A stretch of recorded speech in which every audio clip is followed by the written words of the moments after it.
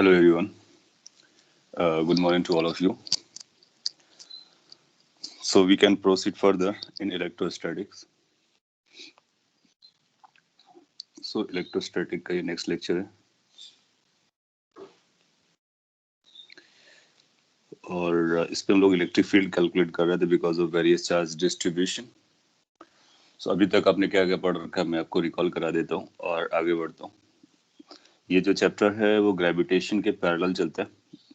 Concept wise काफी कुछ matching होती है तो उसी को आपने बोरो कर लिया था. यहाँ पर आप लोग चार्ज के बारे में स्टडी करते हो जस्ट लाइक वहाँ पे आप मास के बारे में स्टडी करते थे. चार्ज को हम लोग क्यू से जनरली डिनोट कर देते हैं. और जो चार्ज डिस्ट्रीब्यूशन होता है, चार्ज डिस्ट्रीब्यूशन, अगर आपको चार्ज डिस्ट्रीब्यूशन कैलकुलेट करना है या पता है तो ये दो तरह से हो सकता है, discrete as well as continuous. Discrete के लिए हम Q1 plus Q2 plus Q3 total charge calculate कर सकते हैं. और अगर कॉन्टिन्यूअस होगा तो dq को हम कई तरह से लिख सकते हैं. लेमडा dx लिख सकते हैं, रो dA लिख सकते हैं और सॉरी सिग्मा dA लिख सकते हैं, रो dV लिख सकते हैं. अगर टोटल चार्ज कैलकुलेट करना है then you go for the integration, you can find it out. ये लीनियर चार्ज डेंसिटी है, एरियल और सरफेस चार्ज डेंसिटी है और लास्ट वाला जो है वो वॉल्यूमेट्रिक चार्ज डेंसिटी है. ये आपको बताया गया. इस पर बेस्ड क्वेश्चन बनता है और अभी हम लोग उसका भी एक एक क्वेश्चन कर लेंगे. फिर आपने कूलॉम फोर्स के बारे में पढ़ा. Coulomb force is just like Newton's gravitational force की जैसा होता है, K Q1 Q2 upon R square. जहाँ पर ये जो K है वो मीडियम डिपेंडेंट है, 1/4 पाई एप्सिलॉन नॉट. ये जो एप्सिलॉन नॉट है ये प्रॉपर्टी ऑफ मीडियम होती है. एप्सिलॉन नॉट हम लोग वैक्यूम या फिर एयर के लिए यूज करते हैं. वैल्यू कितनी होती है वो आपको पता चल गया. बाकी Q1 Q2 को 2 पॉइंट चार्ज होना चाहिए, R को उसके बीच का सेपरेशन होना चाहिए. ऑल दैट थिंग कैसा लगता है depending upon the sign, attractive and repulsive. Central force होता है. सेंट्रल फोर्स उन फोर्सेस को कहते हैं जो along the line joining the two particles लग रहा होता है. तो ये सेंट्रल फोर्स है एज वेल.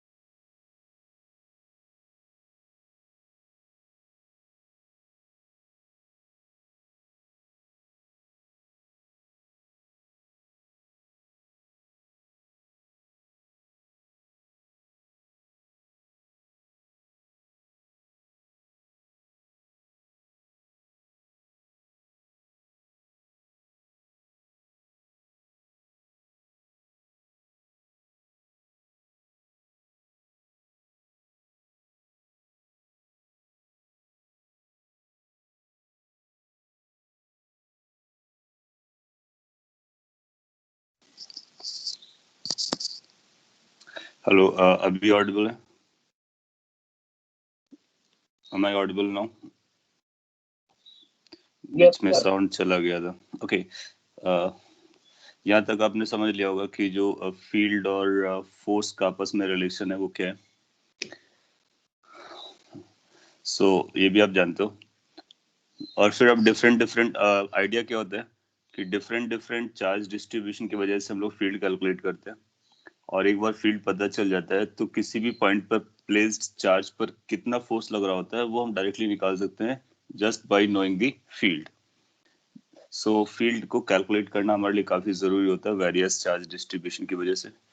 कुछ चार्ज डिस्ट्रीब्यूशन की वजह से जो फील्ड होती है उसको मैं लिस्ट कर देता हूँ और इनका डेरिवेशन ग्रेविटेशन से आप कॉपी कर सकते हो. Electric field due to some important charge distributions.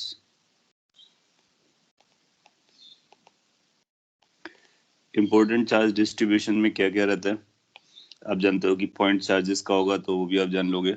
फिर लाइन चार्जेस हो सकते हैं, रिंग के फॉर्म में हो सकता है, डिस्क के फॉर्म में हो सकता है, स्फीयर के फॉर्म में हो सकता है एंड ऑल दैट। सो उन्हीं पॉइंट्स को वन बाय वन लिख देता हूँ। सपोज के लिए आपके पास पॉइंट चार्ज है और किसी आर डिस्टेंस पर आपको फील्ड निकालनी है, तो यहाँ पर जो फील्ड आएगा उसको अगर एरो से दिखाओगे तो इस तरह से दिखा सकते हो, पॉजिटिव चार्ज है और ई की वैल्यू के क्यू अपॉन आर स्क्वायर होती है। कई बार लोग इसको वेक्टर फॉर्म में लिखना चाहते हैं, तो अगर आप वेक्टर फॉर्म में लिखना चाहते हो तो ऐसा लिख सकते हो, because you know the vectors, E vector is going to be equal to K Q upon R square R cap. So अगर आपको वेक्टोरियली लिखना है तो आप इस तरह से लिखोगे। इसका मतलब क्या हुआ? इसका मतलब हुआ जो टोटल इलेक्ट्रिक फील्ड है वो के पर डिपेंड करेगा, क्यू पर डिपेंड करेगा, आर पर डिपेंड करेगा, जैसा फॉर्मूला होता है, और आर कैप होगा। आर कैप का मतलब हुआ कि क्यू से आर की डायरेक्शन में आप जाइए, उसी की डायरेक्शन में और आगे बढ़ जाइए, तो in the same direction you go forward.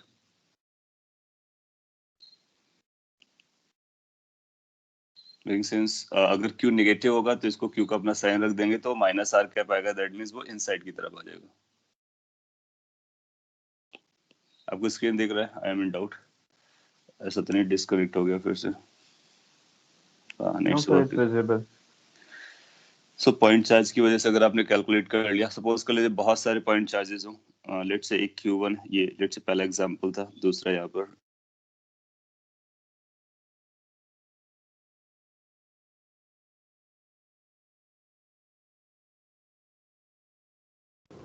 Sir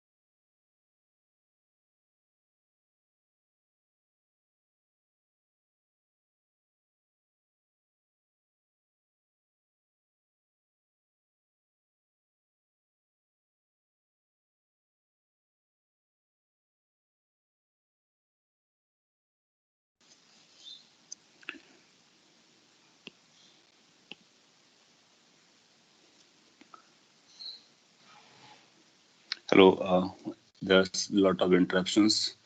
अभी स्क्रीन मैंने शेयर किया है, लेट मी नो कि आपको दिखाई और सुनाई दे रहा है।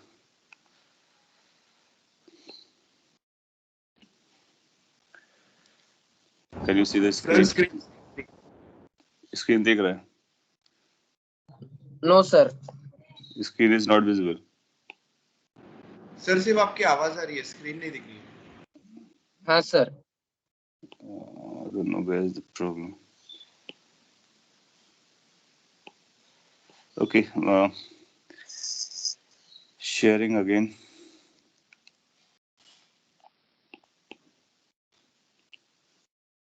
अब दिखा होगा आपको? Yes sir. साउंड भी आ रहा होगा। ओके, तो ये पॉइंट चार्ज की वजह से, कलेक्शन ऑफ पॉइंट चार्जेस की वजह से अगर कभी आपको फील्ड निकालना होता है देन यू नो कि क्या करना है। ऑब्वियस पॉइंट्स हैं बट स्टिल इंपॉर्टेंट पॉइंट्स हैं।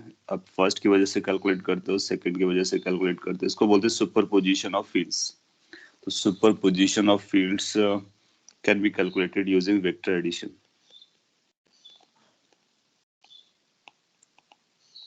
सुपरपोजिशन ऑफ फोर्सेस भी कैलकुलेट कर सकते हैं, एक की वजह से फोर्स प्लस सेकंड की वजह से फोर्स, थर्ड की वजह से फोर्सेस को भी हम ऐड करते हैं। सो ये पॉइंट चार्जेस के और डिस्क्रीट चार्ज डिस्ट्रीब्यूशन की वजह से रहता है। नेक्स्ट जो अपने पास रहता है मे बी लाइक कि स्ट्रेट वायर की वजह से, डेट्स अपने पास चार्ज्ड है, लीनियर चार्ज डेंसिटी आपको गिवन है लेमडा, और ये फाइनाइट है। सो किसी भी पॉइंट पर अगर आपको फील्ड निकालनी, let's say that P point is a point of interest, तो आप क्या करते हो, पी को पहले इसको परपेंडिकुलरली ज्वाइन कराते हो, इस पर डायरेक्टली इक्वेशंस आते हैं, और इस डिस्टेंस को अगर आप आर पकड़ लेते हो या डी बोल देते हो, तो इसको एक एंड को ज्वाइन करोगे और इसको दूसरे एंड को भी ज्वाइन कर देते हो। फिर आप मेजर करते हो कि ये एंगल कितना है और ये एंगल कितना है। लेट्स से इस एंगल को हम θ1 नाम दे देते हैं, इसको θ2 नाम दे देते हैं।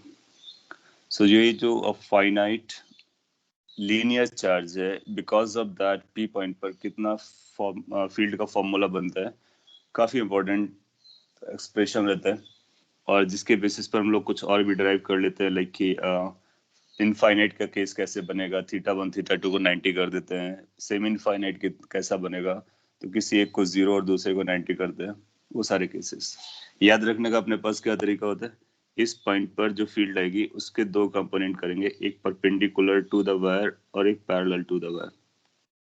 इसको आप ई परपेंडिकुलर नाम दे सकते हो, इसको आप ई पैरेलल नाम दे सकते हो। नाउ इनके फॉर्मूलाज जस्ट लाइक ग्रेविटेशन, इनके जो फॉर्मूलाज होते हैं just like gravitation, you write like k lambda upon r, और ये जो परपेंडिकुलर का होता है that is written as sin θ1 plus sin θ2। इस फॉर्मूले को नोट कर लीजिए, इसके बाद मैं आपको प्रीवियस स्लाइड भी शो करा देता हूँ। k lambda upon r cos θ2 minus cos θ1। θ2 पहले लिखते हैं, θ1 बाद में लिखते हैं, अगर हमने एरो θ1 की डायरेक्शन में नीचे की तरफ दिखाया है। अगर ये हम एरो ऊपर रखेंगे तो θ1 पहले लिखेंगे, θ2 बाद में लिखेंगे। सो यहाँ से अपने को मैग्नीट्यूड और डायरेक्शन पता चल जाती है, finite linear charge. So field due to finite linear charge, copy कर लीजिए, और ग्रेविटेशन इसका प्रूफ किया गया है, अगर आप इंटरेस्टेड है तो वहां से देख सकते हैं। एक छोटा सा एलिमेंट लेते हैं, इंटीग्रेट करते हैं एंड ऑल, लेकिन एग्जाम में आएगा तो इसको आप डायरेक्टली यूज कर सकते हो।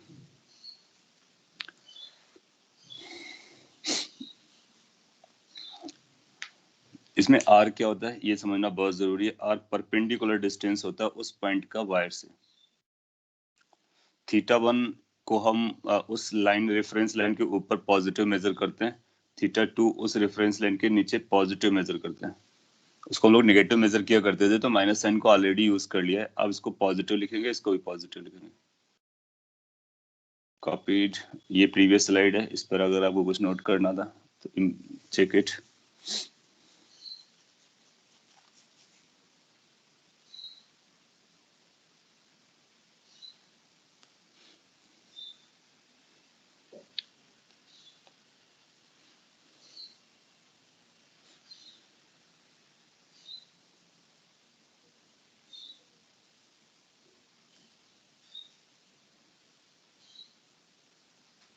ओके, सो अगर ये फॉर्मूला आपने कॉपी कर लिया तो इसी के और भी वर्जन्स निकाले जा सकते हैं, जैसे कि इनफाइनाइट लीनियर मास, वहां पे हम लोग मास वर्ड यूज करते थे तो यहाँ पे चार्ज वर्ड यूज करेंगे, इनफाइनाइट लीनियर चार्ज। सो इस तरह से इनफाइनाइट बना लोगे, अब बोलोगे कि ये इनफाइनाइट तक जाता है और ये इनफाइनाइट तक जाता है। कई बार ये इनफाइनाइट हम शो भी नहीं करते बट समझते हैं। तो ये अगर लेमडा हुआ, किसी आर डिस्टेंस पर अगर आपको जाकर के फील्ड निकालनी है तो फील्ड में केवल ये कंपोनेंट सर्वाइव करेगा, ई, और ये जो फील्ड आएगी वो twice k lambda upon R आएगी। अच्छा, प्रीवियस स्लाइड अभी आपको और चाहिए, ये 2k लेमडा अपॉन आर कैसे आ जाएगा, आप देखोगे थीटा 1 आपका किस में जाएगा, 90 को अप्रोच करेगा, 90 रख दीजिए। थीटा 2 किसको अप्रोच करेगा, 90 को अप्रोच करेगा, दोनों 90 हो जाएंगे, तो ये 1 + 1 2 बन जाएगा, ये 0 0 करके 0 हो जाएगा। तो ये कॉपी कर सकते हो।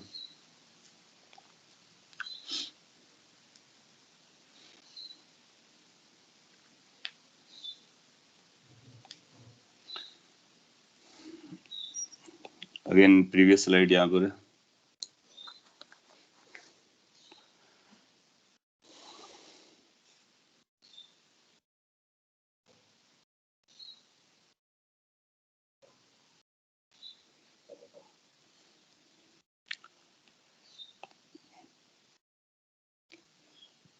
ये बेसिक पॉइंट से हम लोग ऑलरेडी बात कर चुके हैं और ये भी बेसिक ही है, अब तक आपको बेसिक लगने लगेगा।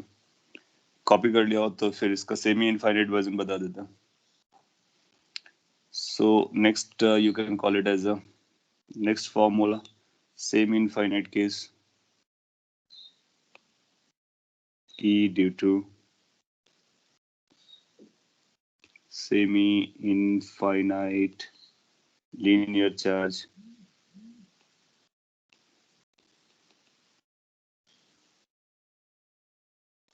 okay, seems like you people want time. Okay, मैं आपको टाइम दे देता हूँ, but be quick in copying. Previous slide is here.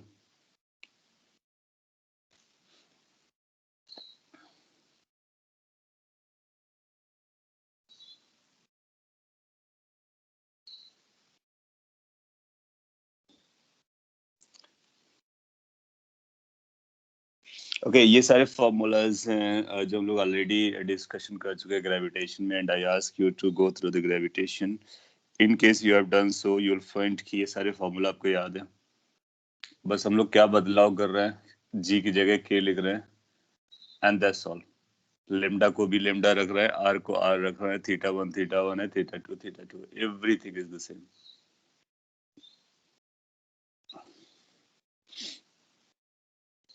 But still you will copy it, not an issue.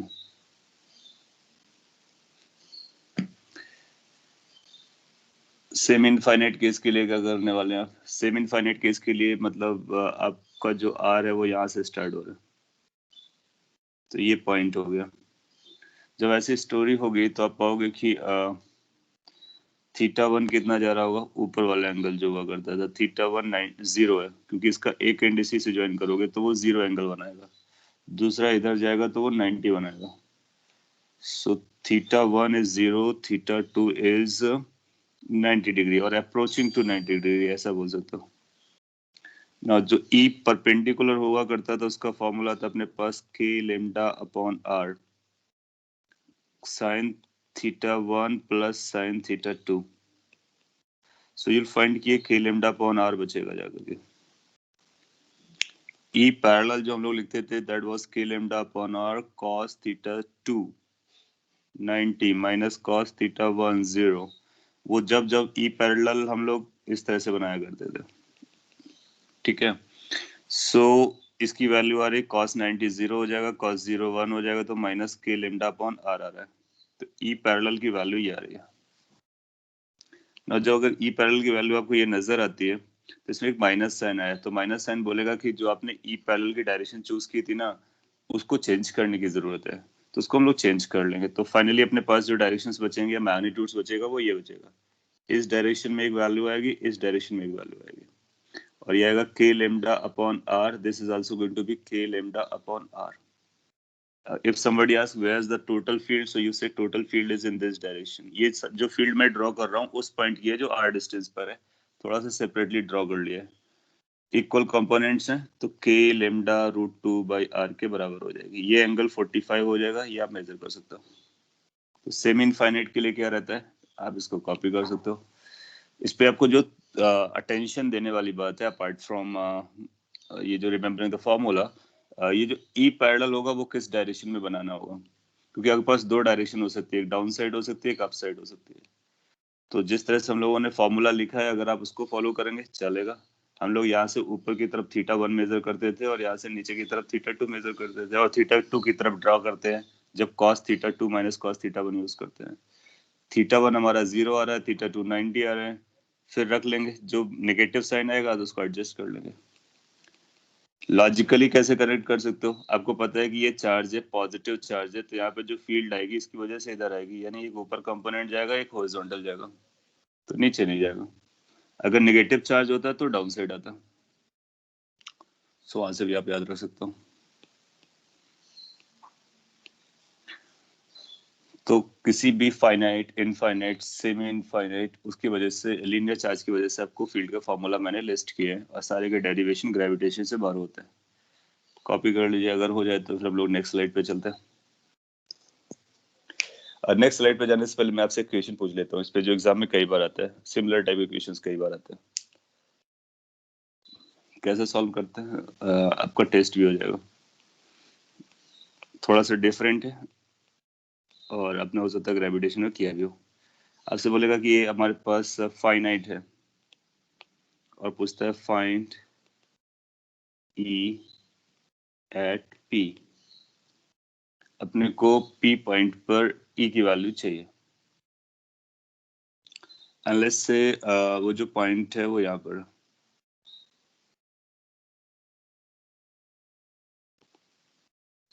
ये पी पॉइंट है। कुछ इंफॉर्मेशंस आपको दे रखी है, जैसे कि थोड़ा और सिंप्लीफाइड वर्जन बना देता हूँ मैं। इसको ज्वाइन करेंगे और इसको ज्वाइन कर देंगे। ये जो वैल्यू दिया गया है ये 30 डिग्री है, और ये जो वैल्यू दिया गया वो भी 30 डिग्री है। ये जो डिस्टेंस दिया गया लेट्स से इसकी वैल्यू डी दी गई है। अपने को एक्सप्रेशन बता देना, दैट्स ऑल। ये लेंथ है, और आपसे कहता है कि ई बताइए कितना आएगा पी पॉइंट पर। सो अभी भी अपने को एग्जैक्टली वही फॉर्मूला यूज करना है जो हम लोग जानते हैं। तो आप एक्सप्रेशन बनाइए, फिर मैं सॉल्व करता हूँ। चेक कीजिए कि जो आपने एक्सप्रेशन फील्ड का बनाया है और जो मैं बता रहा हूँ क्या दोनों आपके मैच कर रहे हैं। मैच कर रहे हैं, we are on the track. नहीं मैच कर रहे हैं तो आपको अपने आप को करेक्ट कर लेना है कि जहाँ पर जरूरत है करेक्शन की।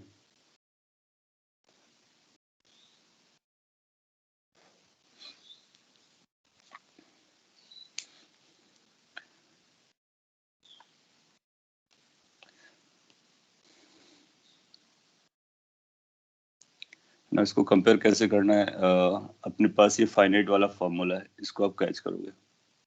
आप देखते हो कि जो चार्ज होता है, लीनियर चार्ज होता है, उससे परपेंडिकुलर डिस्टेंस की जरूरत पड़ती है। वो परपेंडिकुलर डिस्टेंस अपने को आर चाहिए। देन आफ्टर, उसके बाद जो एक एंड होता है उसको हम θ2 बोलते हैं, और दूसरा एंड होता है उसको हम θ1 बोलते हैं। बस इसी पॉइंट को हम कॉपी पेस्ट करने वाले हैं और यूज करने वाले हैं यहाँ पर। ये जो वायर है इससे इस पी पॉइंट की डायरेक्टली परपेंडिकुलर तो आएगी नहीं, तो इसलिए इसको आपको एक्सटेंड करेंगे, एक्सटेंड करके परपेंडिकुलर निकालेंगे। तो जो अपने को डी दिया गया है वो परपेंडिकुलर डिस्टेंस ही है, तो डी हमारे लिए परपेंडिकुलर का काम करेगा। पहला जो डॉटेड लाइन ज्वाइन कर रहा है वो एक एंड से ज्वाइन कर रहा है, लोअर एंड से। दूसरा जो डॉटेड लाइन है वो अपर एंड से ज्वाइन कर रहा है।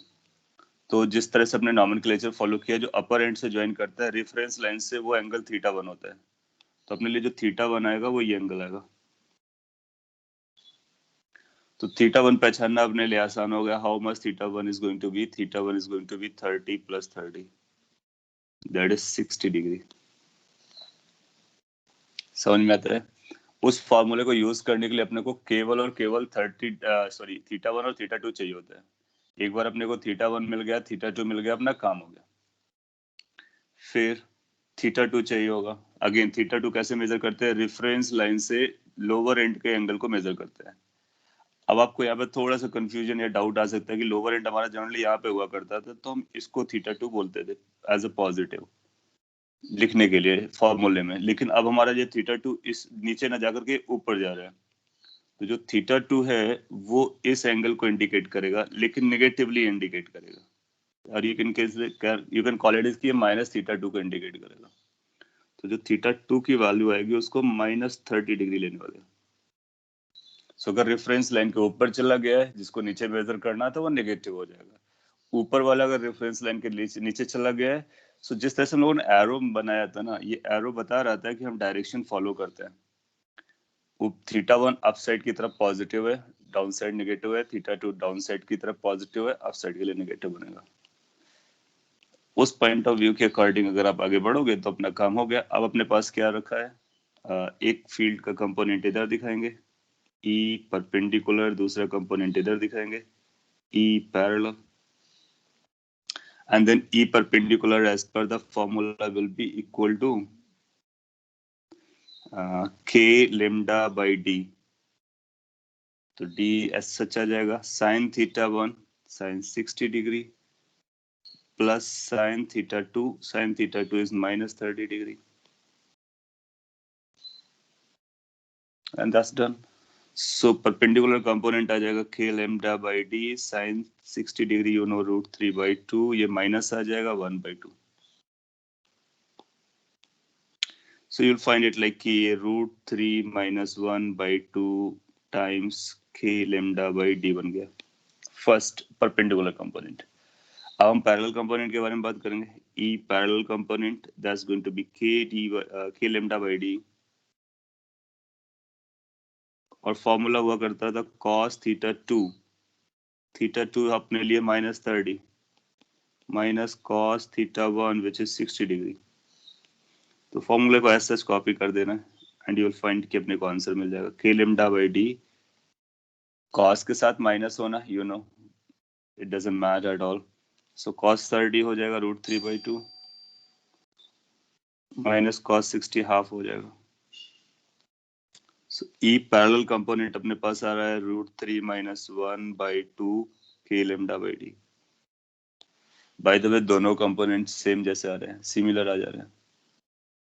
सो अगर दोनों अपने पास सिमिलर आ जा रहे हैं तो फिर यू नो कि क्या करना है इनके साथ में। टोटल निकालने के लिए आप बोलोगे जो टोटल फील्ड आएगी वो इस डायरेक्शन में चली जाएगी। अब ये 45 पे नहीं जाएगा, sorry depend upon E perpendicular और E पैरेलल। अगर दोनों इक्वल है तो 45 पे भी जा सकता है और किसी और एंगल पे भी जा सकता है। यहाँ पर चेक कर लेते हैं, प्रॉपर हमने लोगों ने यूज किया, यस यस। तो आप पाओगे कि इनके जो मैग्नीट्यूड्स आ रहे हैं वो इक्वल आ रहे हैं, इक्वल आ रहे हैं तो 45 हो जाएगा। तो हम डायरेक्शन भी बता सकते हैं और मैग्नीट्यूड भी बता सकते हैं। सो फाइनली E जो बनेगा वो √E परपेंडिकुलर का स्क्वायर E पैरेलल का स्क्वायर हो जाएगा। इस पर्टिकुलर केस में अपना आंसर कितना हो जा रहा है, कैन वी से कि स्क्वायर अंडर रूट करेंगे तो √2 से मल्टीप्लाई हो जाएगा। तो it should be like √3 minus 1/√2 K lambda by D। Check कर लीजिए और कहीं कंसर्न आ रहा हो तो जरूर पूछ लीजिए। 4 ऑप्शन में एक ऑप्शन ऐसा लिखा होगा, उसको अपने को मार्क करना होगा। वो क्या क्या पूछ सकता है, वो मैग्नीट्यूड पूछ सकता है, डायरेक्शन पूछ सकता है, ये कितना एंगल बन रहा है इसके बारे में पूछ सकता है। सो हम बता सकते हैं measuring theta 1 theta 2 in proper way. So reference line से एक एंड की तरफ अप साइड, दूसरे एंड डाउन साइड की तरफ जाते हैं। अगर दोनों एंड एक ही तरफ है तो एक एंगल को नेगेटिव लेंगे। कौन सा नेगेटिव बनेगा, you can check it that.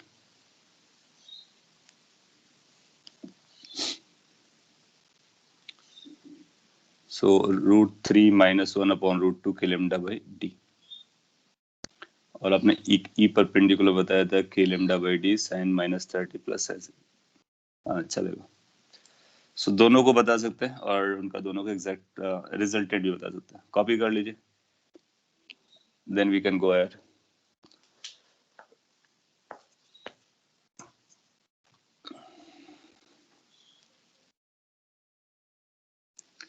Similar question exam में आ चुका, प्रीवियस ईयर क्वेश्चंस देखेंगे तो इस तरह के क्वेश्चंस आपको मिल जाएंगे। उसके लिए आपको डेरिवेशन नहीं करना है, जो डेरिवेशन हम लोग किया करते थे। Remember the formula properly with direction and theta 1 and theta 2।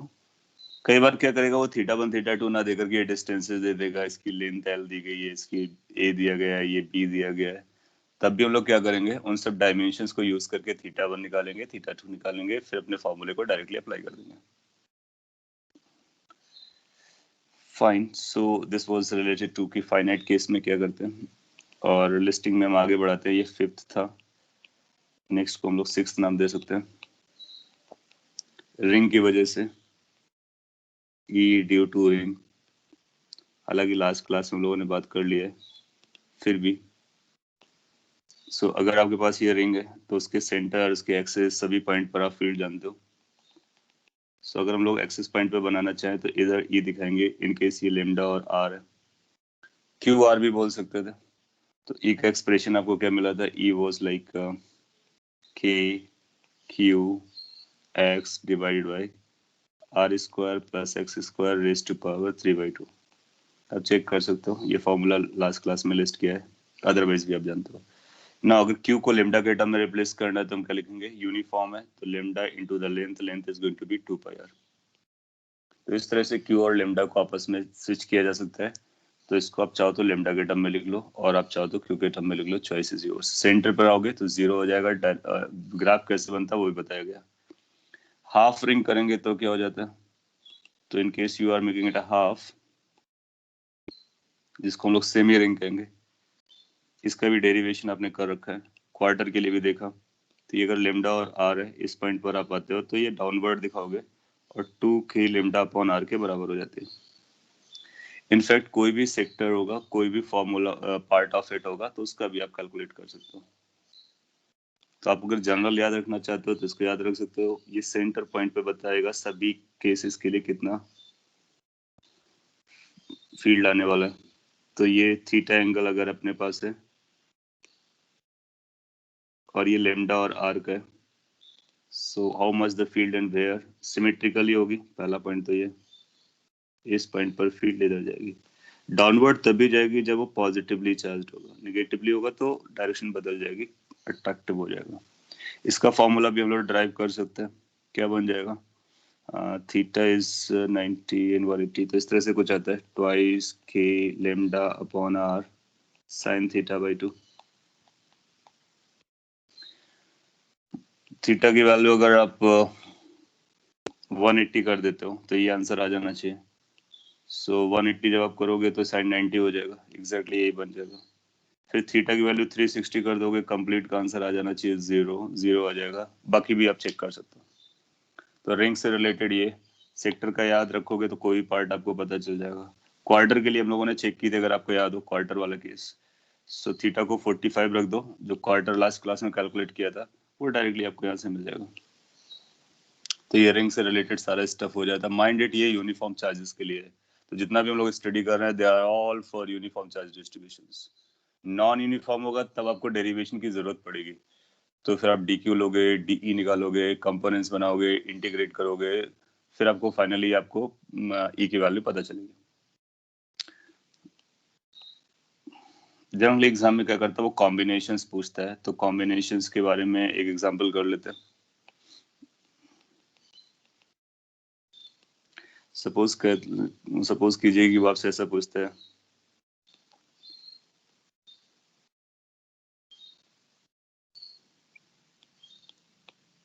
Find E at point O. एक पॉइंट है जिसका सेंटर है ओ, इस पॉइंट पर अपने को ई पता करना है। ई मतलब रिजल्टेंट ई। किस तरह से चार्जेस डिस्ट्रीब्यूशन दिए गए वो मैं आपको बताता हूँ।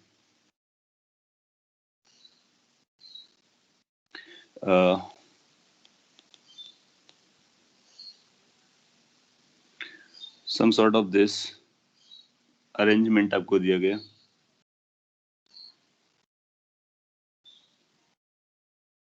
ये जो रिंग है वो 3/4 है और ये इनफाइनाइट है। लेट्स से कि सेम मटेरियल से बना हुआ तो चार्ज डेंसिटी भी सेम दे रखी है और इसका रेडियस आपको r दे रखा है।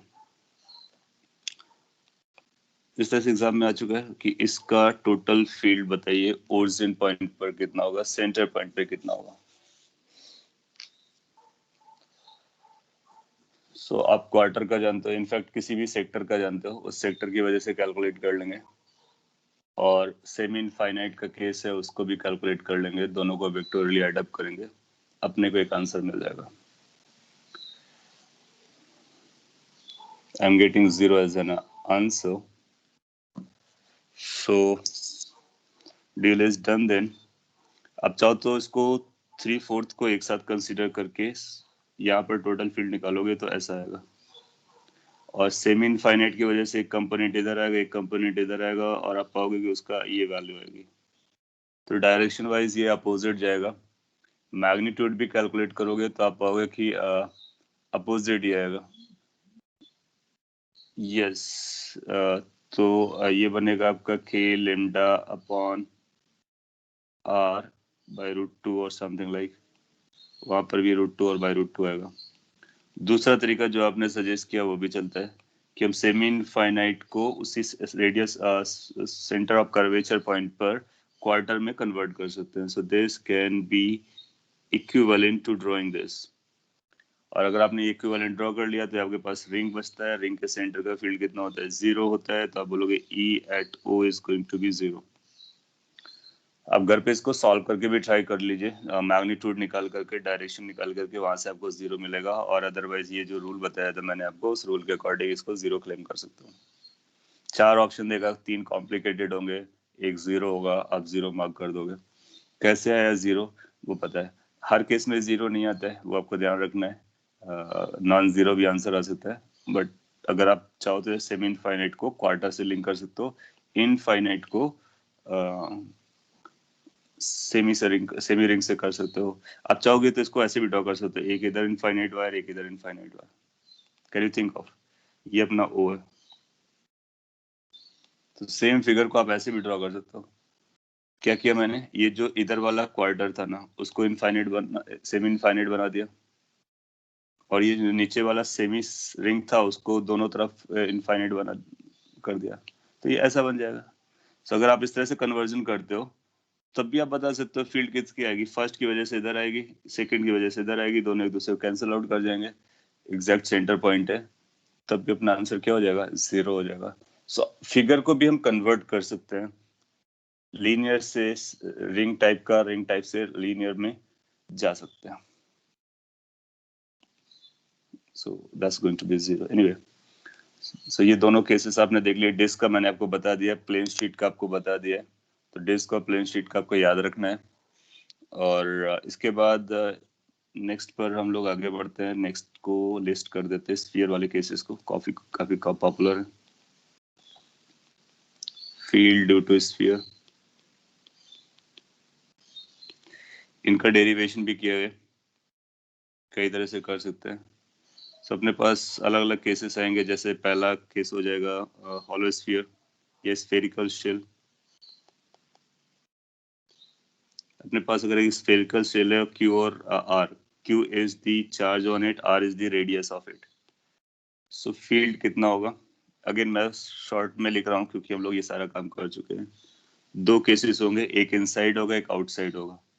आउटसाइड की फील्ड को हम यहाँ पे लिखते हैं, that is going to be KQ upon R square. Do you remember what is the field inside?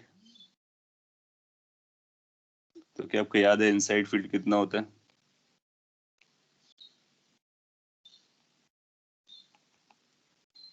हाँ, ये काफी सिंपल है इसलिए मैंने आपसे पूछा। इनसाइड किसी भी पॉइंट पर इसकी फील्ड कितनी होती है? 0 होती है। सो inside field is 0, outside field is KQ upon R square for spherical shell which is uniform. Copy कर लीजिए। और बैक स्लाइड आपको ये दिखा दे रहा हूँ, slide number 6।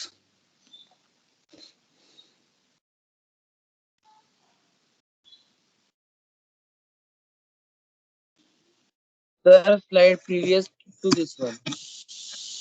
Previous to this one, so this is for ring, sector or semi ring.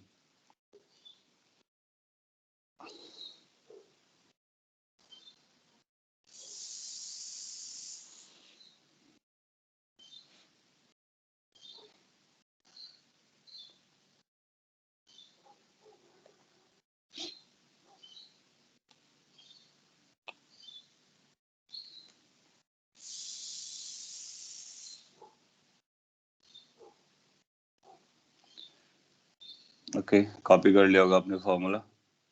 Simply formulas हैं ये। और अभी अपने यूज क्या किया है, इस सेमी रिंग को आप इनफाइनाइट जैसा भी ट्रीट कर सकते हो, क्योंकि इनफाइनाइट की वजह से फील्ड इसी पॉइंट पर ही आई जाती है।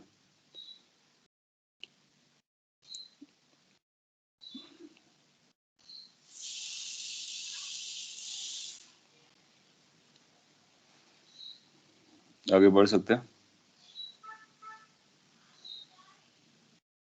Yes sir.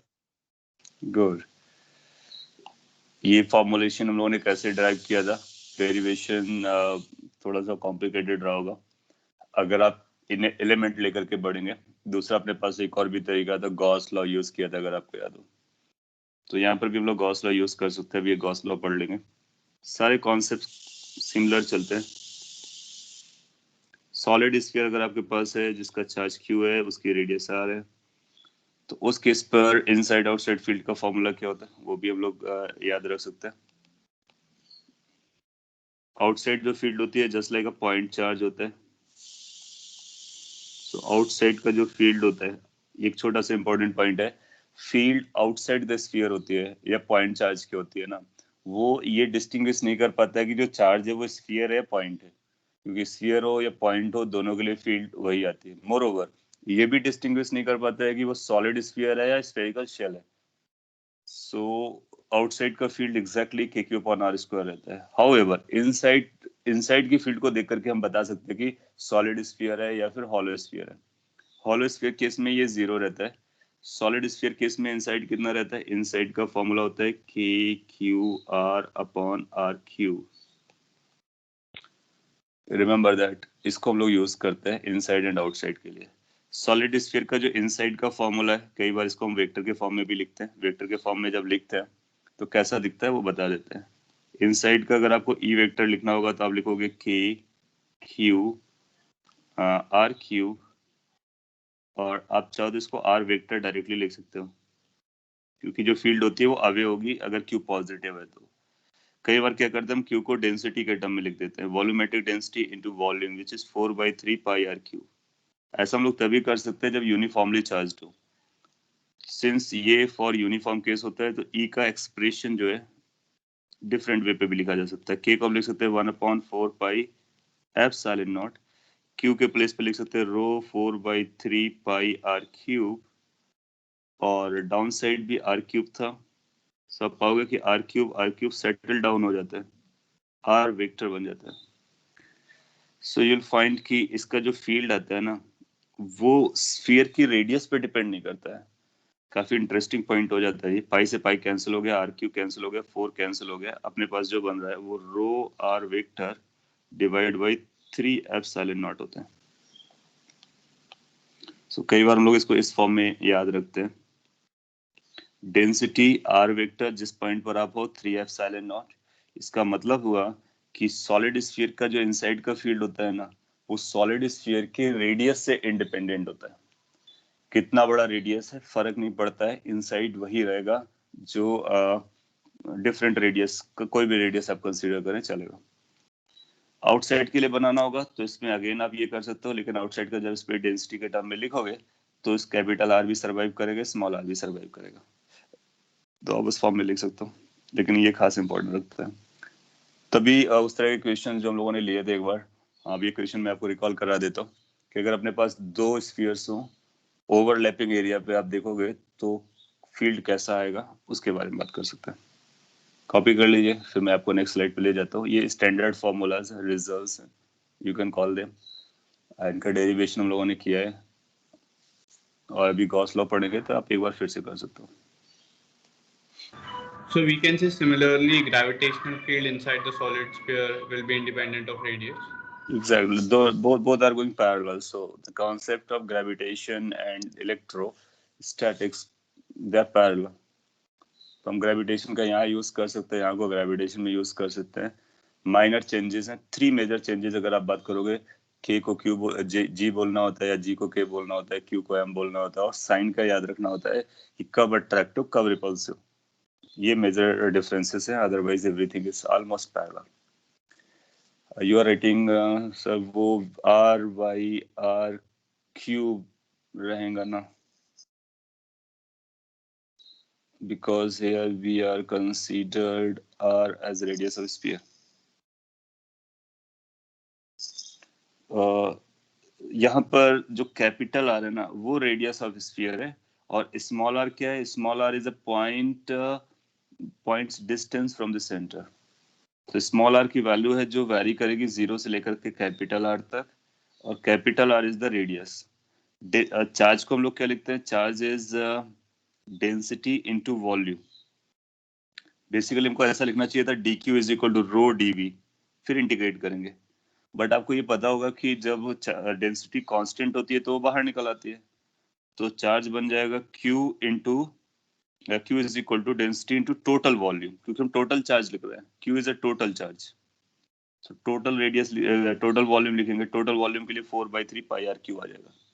अगर आप लोग ये कैलकुलेट करते हैं ना कि चार्ज किसी आर रेडियस के क्यूब में कितना आएगा या आर रेडियस के स्फीयर में कितना आएगा, तो जब हम R radius small R radius के स्फीयर का ही बात करते हैं तो फिर हम स्मॉल आर के टर्म में जाते हैं।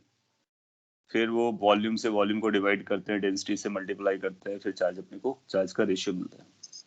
तो यहाँ पे ये टोटल चार्ज है Q, इसलिए टोटल रेडियस लिया गया, डेंसिटी इनटू वॉल्यूम किया गया। Making sense? ये फॉर्मूला हम लोगों ने ड्राइव भी किया था, अगर आपको याद हो, ग्रेविटेशन में भी रहा होगा। वहां पे ये एप्सिलॉन नॉट नहीं रहा होगा, क्योंकि एप्सिलॉन नॉट K की वजह से आता है। वहां पर कुछ G रहा होगा और कुछ फैक्टर्स रहे होंगे, जो भी है। इसका एग्जांपल मैं यहाँ पे करा देता हूँ, और एग्जाम में कई बार आया हुआ एग्जांपल, वो ग्रेविटेशन के नाम पर या इलेक्ट्रोस्टैटिक के नाम पे पूछ लेता है। ऐसा बोलेगा कि अपने पास एक ये स्फीयर है, एक दूसरा ये स्फीयर है, दोनों आइडेंटिकल है,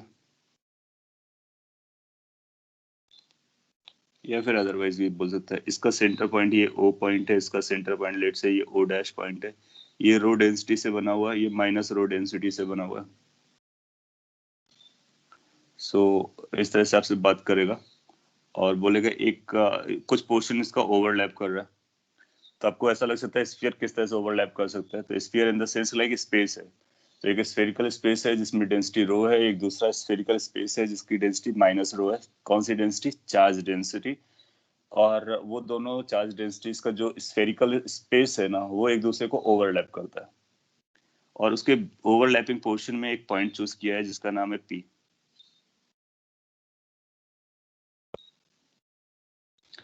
और आपसे क्वेश्चन ये पूछता है electric field at P will be, 4 options आए थे।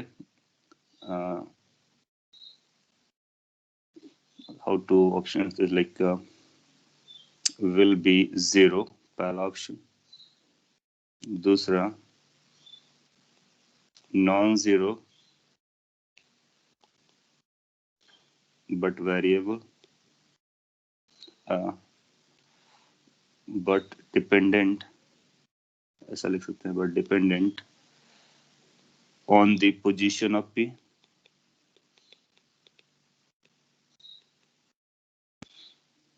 C non-zero but independent of position of P,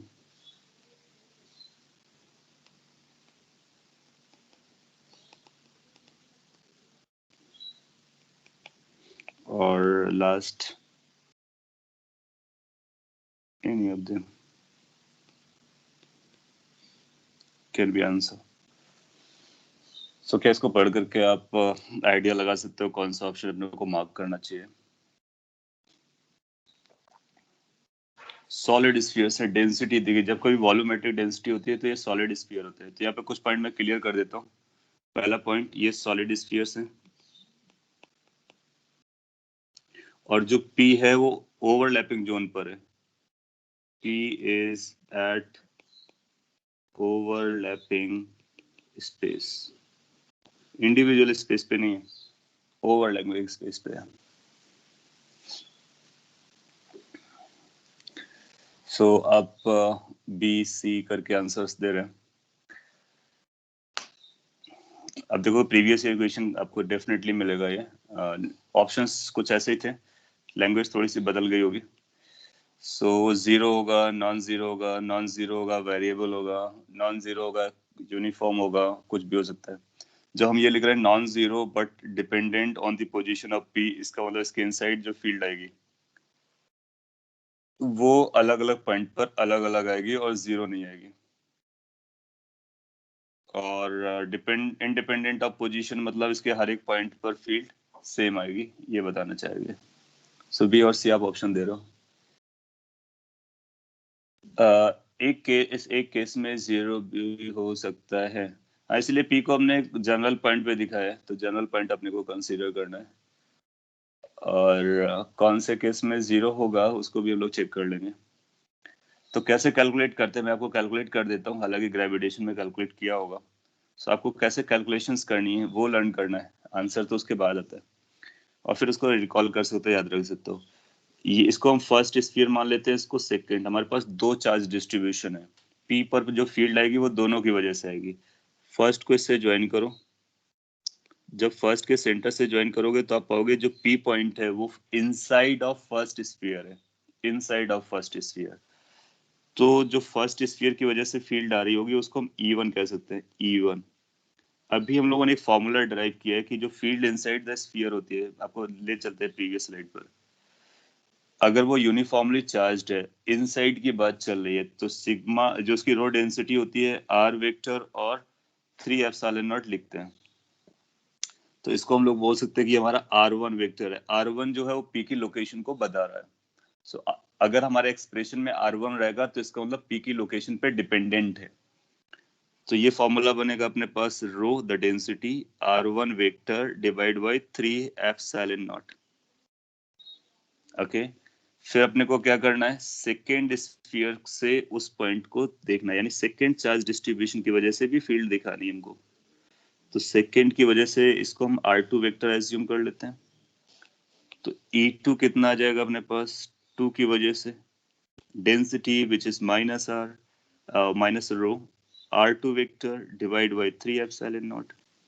So that is the field because of the second sphere. The another was because of first sphere.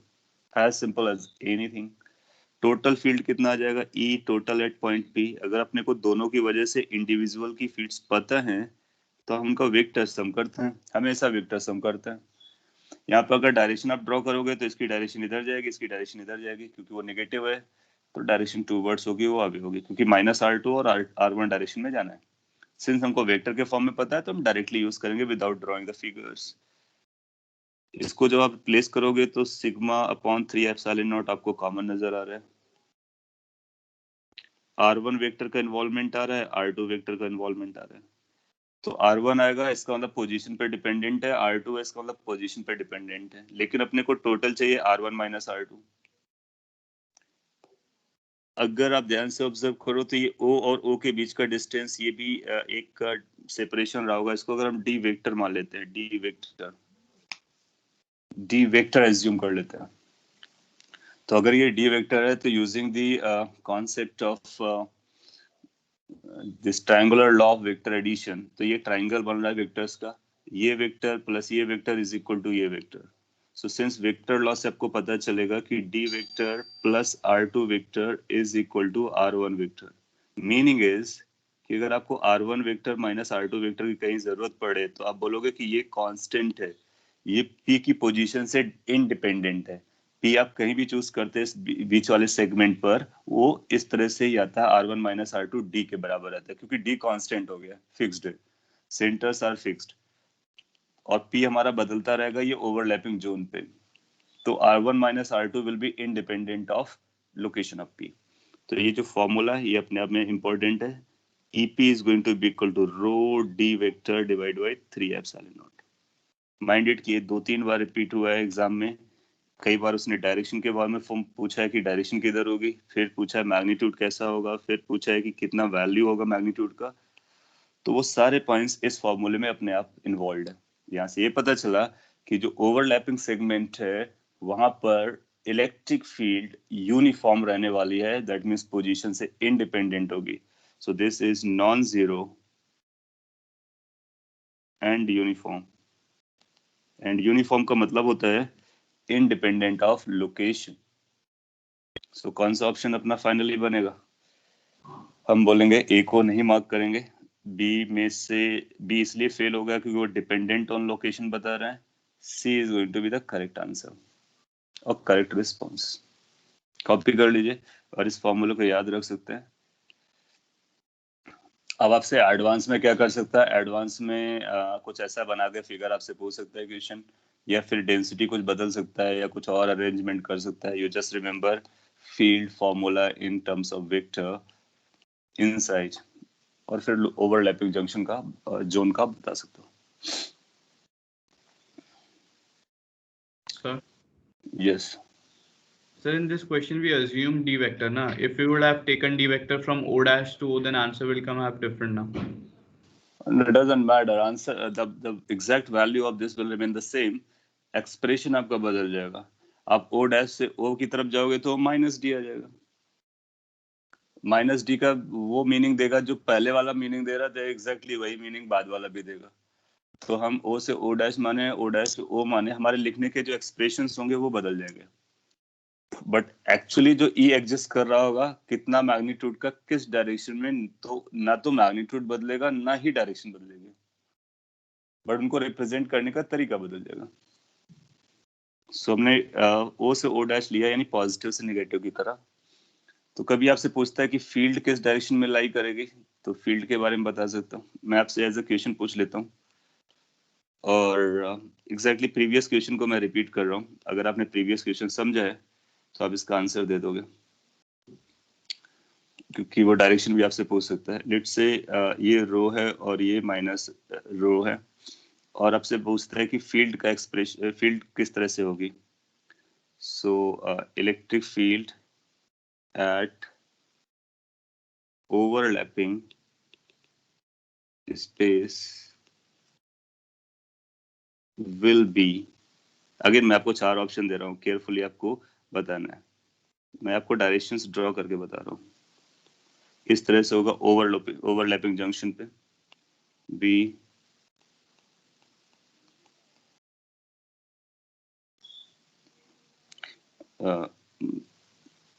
एक काम करूँ, थोड़ा सा hard बनाने के लिए मैं ए को चेंज कर दे रहा हूँ.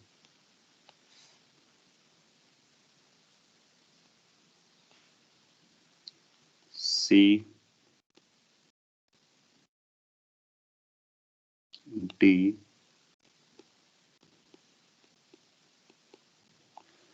सपोज कर लीजिए इस तरह के आपको 4 ऑप्शन देता है, और बोलता है कि जो ओवरलैपिंग जंक्शन है, how you are going to see the field direction.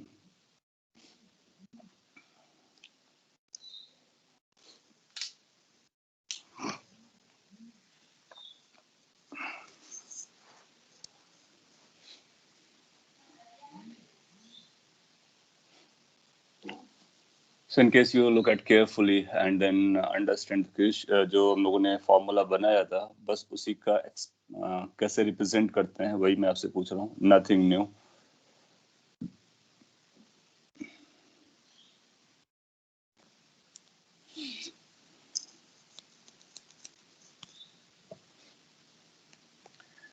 Okay good. So how to decide it. Since आपको ये पता चला फील्ड का वैल्यू आने वाला है, it's going to be rho D vector divide by 3 epsilon naught. No, rho numerical positive वाला लिया है, एप्सिलॉन 3 पॉजिटिव है, तो डी की डायरेक्शन होगी. और ये जब एक्सप्रेशन तब आया था जब हमने डी की डायरेक्शन इसको माना था. This was your D. इसका मतलब जिस डायरेक्शन में आपका डी वेक्टर है उसी डायरेक्शन में आएगा. That means plus x direction में जाएंगे. फिर अपने पास प्लस एक्स डायरेक्शन में 2 ऑप्शन आएंगे, यानी बी कैंसिल हो गया और डी कैंसिल हो गया. लेकिन ए और सी में से देखना है, तो ए और सी में क्या अंतर बता रहा है. ए बोल रहा है कि ये नॉन यूनिफॉर्म है, और सी क्या बोल रहा है, ये यूनिफॉर्म है. और हम लोग जानते हैं कि यूनिफॉर्म आता है, तो इसलिए हम सी को मार्क करेंगे. तो फील्ड अगर आप ड्रॉ करोगे तो फील्ड इस तरह से दिखेगी. It's going to be uniformly spaced and it's going to be there. Now एक बार एडवांस में इस तरह से उसने क्वेश्चन पूछ लिया, सिंस आपको फील्ड पता चल गया ना, अब वहां पे एक चार्ज पार्टिकल रख देगा, बोलेगा चार्ज पार्टिकल का मोशन कैसा आएगा. तो हम लोग जानते हैं यूनिफॉर्म फील्ड है ना, चार्ज पार्टिकल का जो मोशन आएगा वो तो या तो स्ट्रेट लाइन पे चलेगा या फिर पैराबोला पे चलेगा. क्योंकि कांस्टेंट फील्ड है तो कांस्टेंट फोर्स होगा, कांस्टेंट फोर्स होगा तो कांस्टेंट एक्सेलरेशन होगा, depending upon your initial velocity. अगर इनिशियल वेलोसिटी 0 है या फिर इसी डायरेक्शन में है तो स्ट्रेट लाइन पे चलेगा. अगर किसी और एंगल पर है तो प्रोजेक्टाइल बनकर पैराबोला पे चलेगा. तो वहां पर प्रोजेक्टाइल बना सकता है, और फिर वहां पर आपसे रेंज हाइट की कैलकुलेशन करा सकता है. Anything can be done inside that. So mechanics से उसको लिंक किया जा सकता है. Point is this. सो आपने स्फीयर्स के बारे में पढ़ लिया कि स्फीयर्स का फील्ड कैसा होता है एंड ऑल दैट. उन्हीं सॉलिड स्फीयर और हॉलो स्फीयर को जो आपने पढ़ा था, इनके डायग्राम भी हमारे लिए काफी इंपॉर्टेंट रहते हैं. तो आपसे पूछता है कि फील्ड वर्सेस आर कैसा जाएगा, इसको बताइए. सो अगर अपने को फील्ड वर्सेस आर ड्रॉ करना हो स्फेरिकल सेल के लिए, तो किस तरह से जाएगा. इनसाइड में 0 रहता है, इसके बाद सडनली राइज करता है, फिर इस तरह से 1/r² से चलेगा. 1/r². तो इस तरह का ग्राफ देगा तो आप समझ जाएंगे कि स्फेरिकल सेल के बारे में बात चल रही है. मोर ओवर, इसकी जो फील्ड वैल्यू होती है वो डिसकंटिन्यूअस होती है, सडनली जंप करती है. और अगर आपसे बोलता है एक थिन होल किया गया है, पिन होल किया गया है छोटा सा, तो बताइए कितना फील्ड आएगी. तो आप जानते हो दोनों का एवरेज लिखते हैं. ये लास्ट क्लास में हम लोग इसमें ग्रेविटेशन वाले में बात कर चुके हैं. आपसे फिर सॉलिड स्फीयर के बारे में पूछ सकता है कि इसका ग्राफ कैसा दिखता है. तो सॉलिड स्फीयर का ग्राफ भी मैं अपलोड कर देता हूँ कम स्पेस पे, आप समझ जाएंगे how it is going to look like. क्योंकि ये नॉट टू स्केल है, कैसा दिखता है ये अपने को देखना है बस, दैट्स ऑल. अगर आप E वर्सेस R प्लॉट करते हो, सो इनिशियली ये लीनियरली जाएगा, फिर ये 1/r² से चला जाएगा. आप पाओगे ये कॉन्टिन्यूअस होगा. So that is continuous, that is discontinuous. Differentiability भी चेक कर सकते हो. तो ये नॉन डिफरेंशिएबल है क्योंकि कॉन्टिन्यूअस नहीं है तो डिफरेंशिएबल नहीं होगा. ऐसा मैथ्स में आपने पढ़ा होगा. इसमें सार पे जा रहा है तो ये भी डिसकंटिन्यूअस है, sorry that is also known differentiable. तो ये कॉन्टिन्यूअस है बट नॉन डिफरेंशिएबल है. ये नॉट कॉन्टिन्यूअस है और नॉट डिफरेंशिएबल है. मैक्सिमम वैल्यू कितनी होती है वो भी आप कैच कर सकते हो. जस्ट इनसाइड, जस्ट आउटसाइड, जो भी हम लोगों ने ग्रेविटेशन बात की थी, सारे पॉइंट्स यहाँ पे इक्वली वैलिड है. ड्रॉ कर लीजिए ये डायग्राम. आप प्रीवियस ईयर के जेईई मेन के क्वेश्चंस पेपर उठा के देखेंगे तो ये दो डायग्राम ऑलमोस्ट दिखते हैं आपको हर पे, मतलब किसी ना किसी एक स्लॉट पे मिल जाएंगे. कई बार वो बोलता है कि एक फिगर ड्रॉ कीजिए, कई बार वो फिगर देकर के बोलेगा बताइए क्या है, सॉलिड स्फीयर है, हॉलो स्फीयर है, क्या है, तो आप बता सकते हो. So point is these diagrams or graphs are quite important for us. Since ये रिपीट हो रहा है ग्रेविटेशन जैसा, तो आपको अच्छे से याद हो जाएगा और आप कभी ना भूलेंगे. अगर अभी भी आपको डिलेमा आ जाता है तो आप उसको लिख करके प्रैक्टिस कर सकते हो.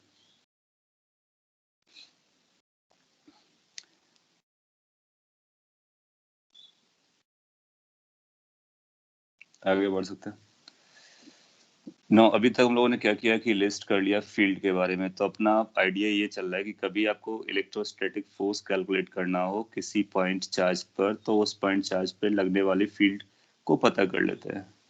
तो फील्ड पता चल जाता है तो फोर्स पता चल जाता है. एक बार फोर्स मिल जाएगा तो इसको मैकेनिक्स से लिंक कर सकते हैं. जैसे कि कभी आपसे वर्क डन के बारे में बात करेगा तो वर्क डन इंटीग्रेशन F.ds लगा सकते हैं और dr लगा सकते हैं. जैसे कि अगर कभी आपसे टॉर्क के बारे में बात करेगा तो R×F लगा सकते हैं. बेसिकली अगर अपने को फोर्स पता चल गया तो आगे की स्टोरी से हम बता लेते हैं. हम ये भी निकाल लेते हैं, हम ये भी निकाल लेते हैं. हम F=ma लगा करके उसके मोशन को स्टडी कर सकते हैं. तो हम काइनेमेटिक्स में जा सकते हैं, रोटेशन में जा सकते हैं, WEP में जा सकते हैं, अलग अलग चैप्टर में एंट्री ले सकते हैं अगर अपने को फोर्स पता है तो. राइट. सो फोर्स निकालना हमारे लिए बहुत इंपॉर्टेंट होता है. इसलिए अपना जो स्टडी करने का स्ट्रेटजी या डायरेक्शन है वो इस तरह से है कि हम फोर्स पहले निकालना लर्न करें. तो चार्ज पर फोर्स निकालना होगा, फील्ड पता करेंगे. फील्ड किस तरह से वैरी करता है या किस तरह का होता है वो हम लोगों ने पढ़ लिया डिफरेंट डिफरेंट चार्ज डिस्ट्रीब्यूशन की वजह से, और उसको हम लोग यूज कर सकते हैं. एक बार अपने को फील्ड मैग्नीट्यूड डायरेक्शन में पता चलता है तो फोर्स पता चलता है, तो उसके आगे की कहानी पता चलती है. अच्छा, ये जो फोर्स है, हम लोगों ने फोर्स को कैटेगराइज किया था. कुछ कंजर्वेटिव होते हैं, कुछ नॉन कंजर्वेटिव होते हैं.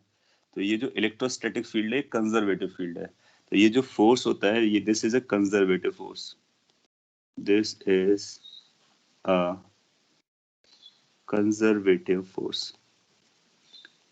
जब कभी हम किसी फोर्स को कंजर्वेटिव फोर्स आइडेंटिफाई करते हैं, इसका मतलब उसका वर्क डन जो आएगा वो पाथ से इंडिपेंडेंट आएगा. तो आपसे एक माइनर क्वेश्चन तो इमीडिएटली कोई पूछ सकता है. अगर आपसे कोई पूछता है फाइंड मैं देखता हूँ कि आप इसका आंसर कैसे देते हैं. Find integration f.dr where f is electrostatic force.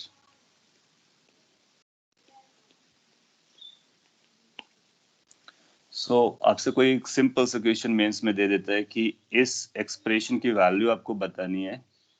आपको बस ये बताया जा रहा है कि F जो है ना वो इलेक्ट्रोस्टैटिक फोर्स है. So how much the value of this expression is going to carry.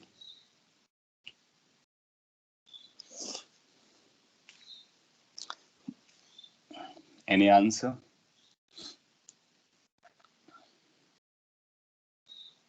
Okay.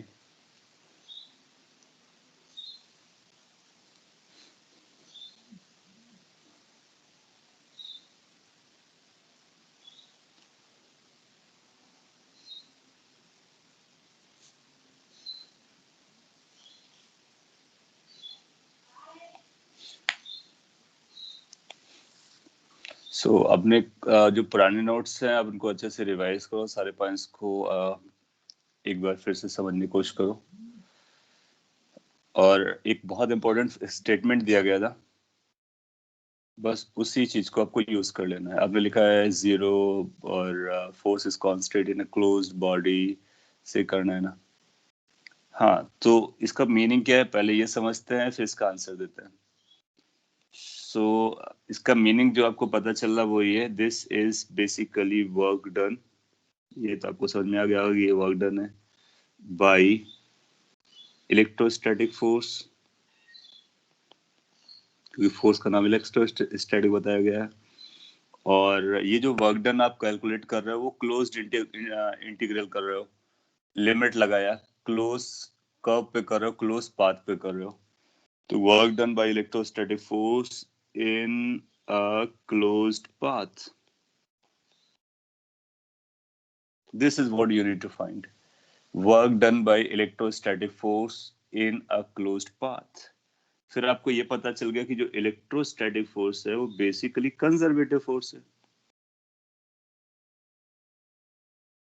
फिर आप अपने नोट्स देखोगे तो एक स्टेटमेंट कहीं ना कहीं लिखा होगा कि work done bye a conservative force on a closed path is always 0.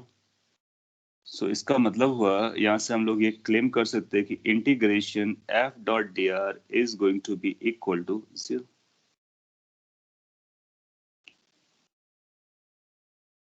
अब इसी को थोड़ा सा और इलेक्ट्रोस्टैटिकली पूछ लेगा आपसे.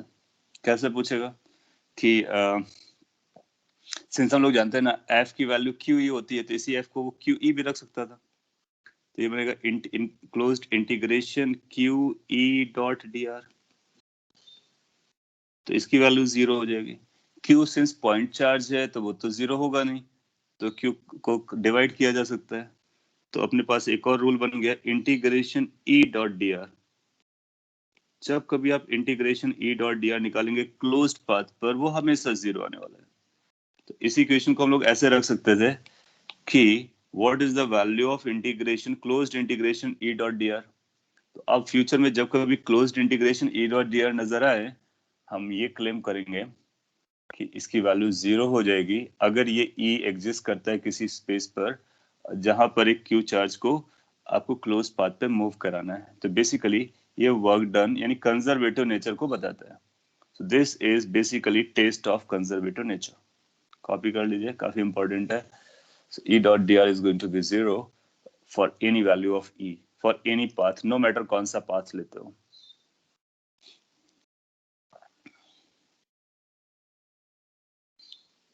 So इस तरह से एप्लीकेशंस यूज होते हैं.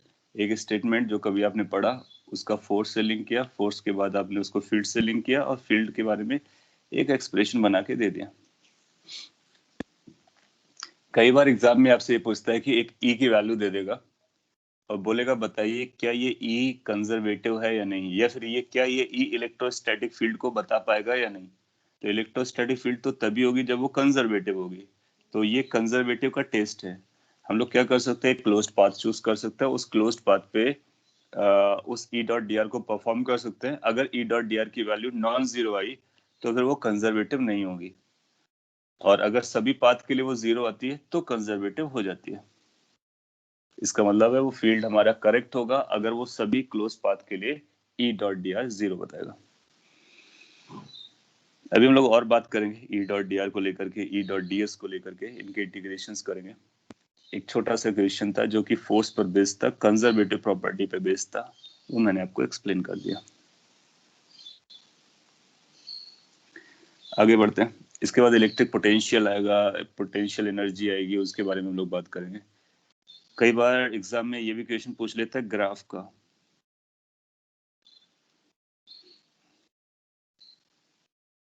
ग्राफ ऑफ, ये लास्ट पॉइंट है आज के लिए, तो इसको हम लोग अच्छे से समझ लेते हैं। 2-3 केसेस कर लेंगे। E वर्सेस या electric field versus R for point charges. Generally 2 point charges के लिए आपसे पूछता है। एक पॉइंट चार्ज के लिए तो हम बना सकते हैं, फिर 2 के लिए बना सकेंगे। सो लेट्स से कि हमारे पास एक पॉइंट चार्ज है Q, और इसकी वजह से अपने को फील्ड ड्रॉ करना है, x डायरेक्शन में कैसे फील्ड वैरी करती है। सो अपने को क्या करना होगा कि एक x एक्सिस ड्रॉ कर लेंगे, एक y एक्सिस ड्रॉ कर लेंगे, और उस पॉइंट चार्ज को हम ओरिजिन में पकड़ लेंगे कि ये ओरिजिन पे रखा हुआ है,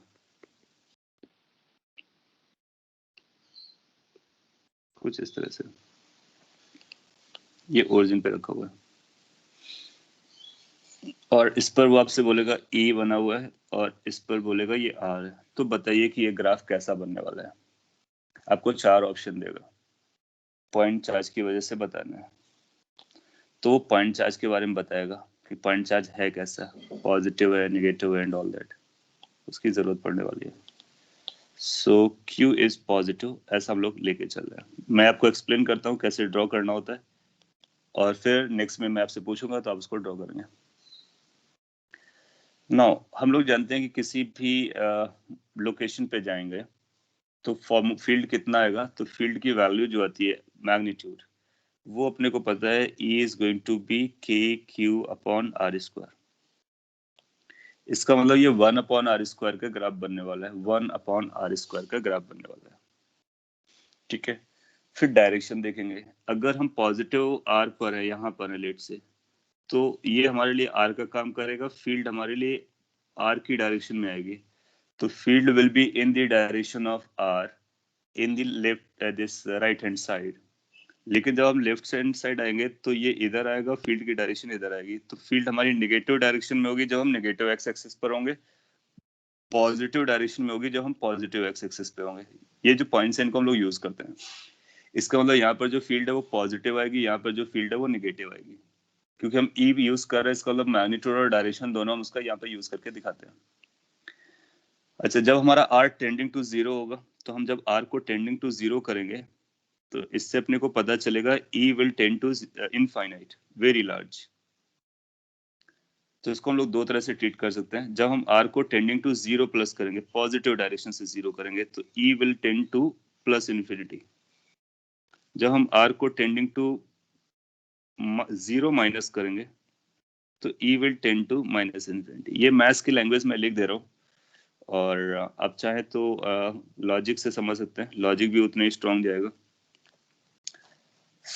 इसका मतलब है कि जब हम थोड़ा सा आगे बढ़ेंगे प्लस एक्स डायरेक्शन में, तो हमारी फील्ड इनफाइनाइट होगी और प्लस इनफाइनाइट होगी, फिर 1 अपॉन R स्क्वायर से चलेगी।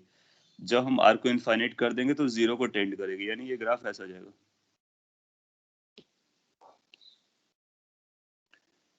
Making sense?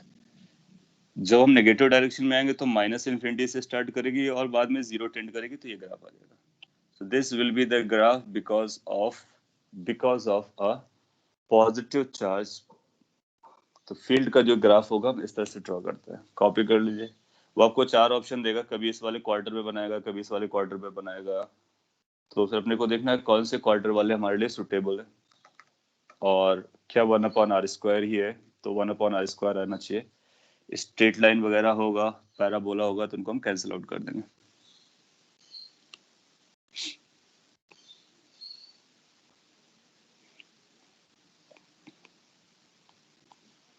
यार ये लेट से हमारे पास एक फर्स्ट केस था, अब हम दूसरे केस को प्लॉट कर रहे हैं। इस समय हमारा क्यू नेगेटिव है। अब आप हमको बताएंगे कि कौन कौन से क्वाड्रेंट पे पाया जाएगा ये क्यू नेगेटिव है।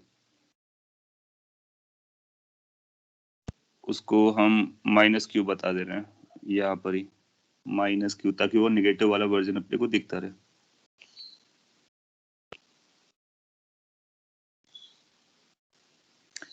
Can you identify which quadrant it is going to be this 1 upon r square? अपने पास चार ऑप्शन है, second quadrant, first quadrant, third quadrant and fourth quadrant.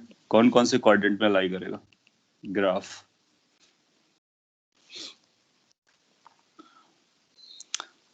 अभी हम लोग एक पॉइंट के लिए बात कर रहे हैं, फिर हम लोग मल्टीपल पॉइंट्स के लिए बात करना स्टार्ट कर देंगे। सो लॉजिक यहीं से आ जाना है अपना। 2 and 4 आप बता रहे हो, चेक कर लेते हैं। जब हम लोग प्लस एक्स पर होंगे तो आर हमारा इधर जाएगा लेकिन फील्ड इधर जाएगी, यानी फर्स्ट पॉजिटिव साइड में हम लोग नेगेटिव फील्ड लिखेंगे। तो यहाँ पर नेगेटिव लिखना है फील्ड को। और जब यहाँ पर होंगे तो ये पोजीशन आएगी और ये टूवर्ड्स आता है, तो फील्ड जो आएगी वो पॉजिटिव एक्स में आएगी। तो फील्ड हमारा पॉजिटिव है लेफ्ट हैंड साइड, नेगेटिव है राइट हैंड साइड। तो फिर बस स्टार्ट करेंगे, इनफाइनाइट से स्टार्ट करना, नेगेटिव से स्टार्ट करना है, जीरो को टेंड कराना है। तो ये फोर्थ क्वाड्रेंट का एक बन जाएगा। यहाँ पॉजिटिव रखना है यानी प्लस इन्फिनिटी से स्टार्ट करना है और जीरो तक लेके जाना है, तो ये सेकंड केस हो जाएगा। कॉपी कर लीजिए।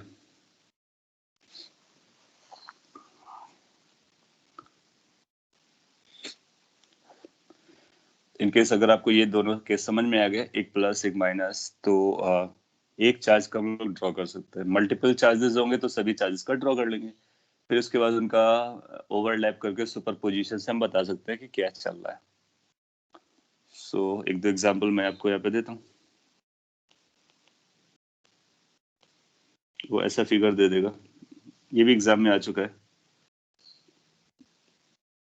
वो अपने पास चार ऑप्शन देगा।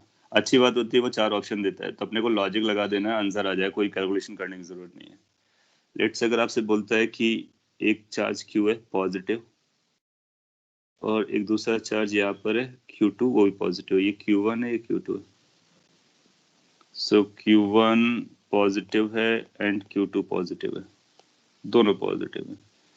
और अपने को इसका वेरिएशन दिखाना है, how the graph is going to look like. So जिस तरह से Q1 पर एक लाइन थी वर्टिकल, उसी तरह से हम एक Q2 पे वर्टिकल लाइन ड्रॉ कर देंगे सपोर्ट पर्पस के लिए, क्योंकि Q2 पे उसकी जो डिस्टेंस आएगी किसी पॉइंट की, तो आप पाओगे कि वो जीरो हो जाएगा, तो फील्ड Q2 की वजह से इनफाइनाइट हो जाएगी Q2 की खुद की लोकेशन पे। तो ये बेसिकली एसिम्पटोट्स होंगे, या फिर आप ऐसा बोलो कि सपोर्टिंग लाइंस होंगी। नाउ प्लॉट कैसे करेंगे? Q1 पॉजिटिव है तो Q1 अगर हम लेफ्ट हैंड साइड में प्लॉट करते हैं तो लेफ्ट हैंड साइड में Q1 के जब हम जस्ट क्लोज पर होंगे तो Q2 अपना रोल प्ले नहीं कर रहा होगा। डोमिनेंट फील्ड किसकी आएगी? Q1 की वजह से आएगी। क्यों? क्योंकि Q1 की वहां से डिस्टेंस कम है। जिसकी डिस्टेंस कम होती है, सेपरेशन कम होता है, उसका वैल्यू ज्यादा होता है, क्योंकि 1 अपॉन आर स्क्वायर होता है। Point is Q1 will decide कि यहाँ पर कौन से ऊपर रखना है या नीचे रखना है। Q1 पॉजिटिव है तो इधर आएगा, तो पॉजिटिव में ये नेगेटिव जा रहा है, इसका मतलब ये वाला ग्राफ आप इधर ड्रॉ कर दोगे, तो ये माइनस इनफाइनाइट से स्टार्ट करेगा और जीरो की तरफ टेंड हो जाएगा। मोर ओवर आगे चल करके Q1 और Q2 दोनों की डायरेक्शन एड अप हो रही थी, इसलिए वो इस तरह से जीरो को टेंड करते हुए चला जाएगा। नाउ Q2 के राइट पर जब ड्रॉ करेंगे तो Q2 के जस्ट बाद Q2 डोमिनेट कर रहा होगा, तो Q2 पॉजिटिव है तो इसकी वजह से इधर आएगी, तो ये पॉजिटिव डायरेक्शन में आएगा, तो ये पॉजिटिव हो जाएगा, बाद में एडअप करेगा, तो ऐसा बना देंगे some sort of this infinite से जीरो की तरफ। इसके बाद वो बीच वाला जो सेगमेंट बचेगा उसको आपको देखना पड़ेगा बीच में क्या जा रहा होगा। तो बीच में किस तरह से वॉच करते हैं? Q1 के जस्ट अगर राइट पे रहोगे यहाँ पर, सो Q1 का फील्ड डोमिनेट करेगा और ये पॉजिटिव जाएगा, तो यहाँ से स्टार्ट करेगा प्लस इनफाइनाइट से। Q2 के अगर लेफ्ट में रहोगे तो फिर Q2 डोमिनेट करेगा और नेगेटिव की डायरेक्शन में जाएगा, यानी यहाँ से स्टार्ट करेगा। तो आधा ग्राफ ऊपर से आ रहा है, इधर से आ रहा है, तो बीच में कहीं ज्वाइन करेगा, तो हम लोग उसको ऐसे ड्रॉ कर लेते हैं, it goes from up side and comes to down side like this. चार ऑप्शन में एक ऐसा ऑप्शन होगा, उसको मार्क कर दोगे, कॉपी कर लीजिए।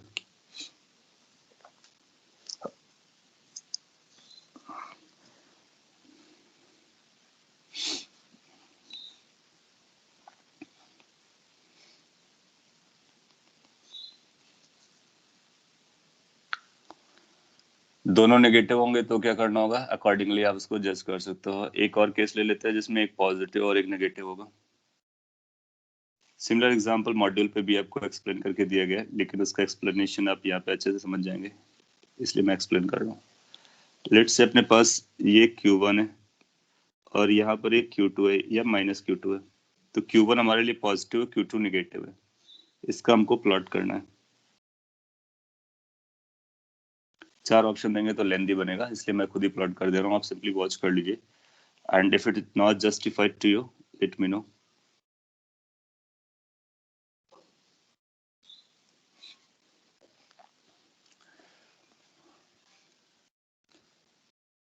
सो Q1 पॉजिटिव है, तो इधर जो होगा वो Q1 से ही स्टार्ट होगा। तो Q1 पॉजिटिव है, इसकी वजह से जो फील्ड आएगी वो इधर आएगी, यानी नेगेटिव से इसको स्टार्ट करना है, नेगेटिव इन्फिनिटी से। जब कभी ऐसा प्लस और माइनस वाला केस आएगा ना, तो फिर आपको वो कंपेयर करके बताएगा Q1 Q2 में कौन सा बड़ा है, वो उसको बताना पड़ेगा, अदरवाइज अपने को जमेगा नहीं। सो लेट्स से कि ऐसा बोलता है कि Q1 is bigger than Q2 magnitude wise. Q1 का मैग्नीट्यूड अगर Q2 से बड़ा है, इसका मतलब Q1 डोमिनेट करता रहेगा, इस वाले पूरे स्पेस पे Q1 डोमिनेट करेगा। क्यों? क्योंकि जो फील्ड होती है वो KQ/R² होती है, और जब हम लेफ्ट ऑफ Q1 होंगे तो एक तो उसका Q1 बड़ा है, दूसरा कोई भी पॉइंट लेंगे उसकी डिस्टेंस कम है। तो डिस्टेंस कम है, Q1 बड़ा है, इसका मतलब ओवरऑल Q1 का इन्फ्लुएंस ज्यादा रहेगा। तो Q1 will have entire influence on this right side, sorry left side of Q1। तो इसका ग्राफ ऐसा बना देंगे, नेगेटिव से स्टार्ट होगा, जीरो को जाएगा, लेकिन जीरो को जाएगा तो फिर वो नेगेटिव से ही जाएगा, यानी एक्सिस को कट नहीं करेगा। Q2 के राइट साइड मैं आपको 2-3 ऑप्शन देता हूँ, आपको बताना कौन सा ग्राफ बनेगा। Q2 के राइट साइड वाले के लिए केवल ऑप्शन दे रहा हूँ, एक इम्पोर्टेंट पॉइंट है, इसलिए ध्यान से आपको ऑब्जर्व करना है। सो एक ऑप्शन हमारे पास ये ऑप्शन नंबर 1, एक ऑप्शन ये दे रहा हूं मैं option number 2,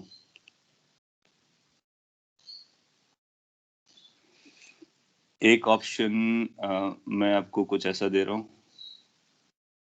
that's option number 3, and another option I'm giving some sort of this, that's option number next 4। अगर आप ये बता पाते हो तो फिर अपना काम हो जाएगा कि क्या चल रहा है। थोड़ा सा टफ है, थिंकिंग इन्वॉल्व है। 4 ऑप्शन आपको दिख रहे होंगे, उन 4 ऑप्शंस में कौन सा ऑप्शन हमको ड्रॉ करना होगा, क्योंकि वो जो चेंजेस लाएगा वहीं पे लाएगा जहां पर इस तरह की स्टोरीज चल रही होंगी। एक आंसर 2 बताया यश ने, और Vedant you are saying is 1। Okay, anyone else?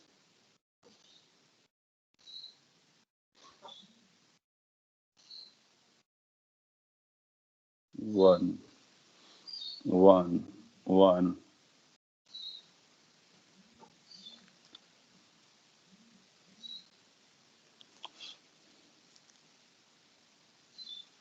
4। Okay, so you need to understand carefully कि क्या चलने वाला है। सिमिलरली वो बीच में भी 2-3 ऑप्शन दे सकता है, तो कुछ इस तरह के चेंजेस लेके आएगा। सो मोस्टली 1 आप लिख रहे हो, मैं इरेज करता हूँ, फिर आप देख लेना कि किस तरह से आने वाला है। जब कभी इस तरह के 2 चार्जेस होंगे, अपोजिट साइन के होंगे, तो फिर ये मैग्नीट्यूड हमारे लिए खास इंपॉर्टेंट रोल प्ले करेगा। जब हम Q2 के क्लोज होंगे और राइट साइड होंगे, तो उस समय Q2 की डिस्टेंस कम पड़ेगी, तो Q2 की फील्ड डोमिनेट करेगी, क्योंकि जब R छोटा होता है तो उसकी फील्ड ज्यादा होती है। So initially Q2 will dominate.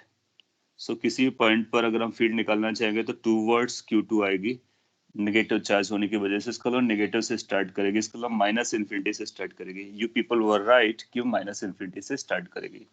तो ऊपर से आने वाले को हम स्क्रैप कर देंगे, लेकिन नीचे से स्टार्ट होने वाले 2 ग्राफ थे, तो हमारे पास ऑप्शन में एक ये था और एक ऑप्शन में ऊपर से था। तो क्या ये ऊपर से जाएगा या फिर नीचे से जाएगा, ये अपने को देखना है। तो दूसरा चेक करेंगे कि जब हम बहुत दूर निकल जाएंगे, जब हम बहुत दूर निकल जाएंगे तो आर हमारा इनफाइनाइट को टेंड कर रहा है। आर अगर इनफाइनाइट को टेंड करेगा तो उस समय जो वन की फील्ड आएगी वो आएगी K Q one upon R square. R infinite को है तो ये प्लस इन्फिनिटी को जाएगा। और E2 के बारे में क्या ख्याल है? E2 आएगा K Q two upon R square, ये माइनस का था तो ये माइनस पे रहेगा।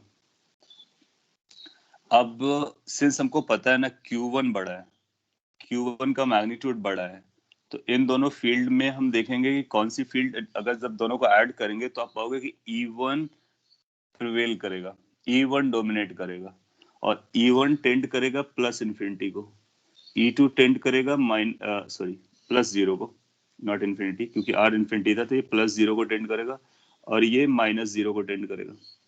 लेकिन E1 डोमिनेट करेगा क्योंकि Q1 बड़ा है, तो जीरो तो अपने को जाना है, लेकिन जीरो कैसे जाना है? प्लस साइड से जाना है या माइनस साइड से जाना है?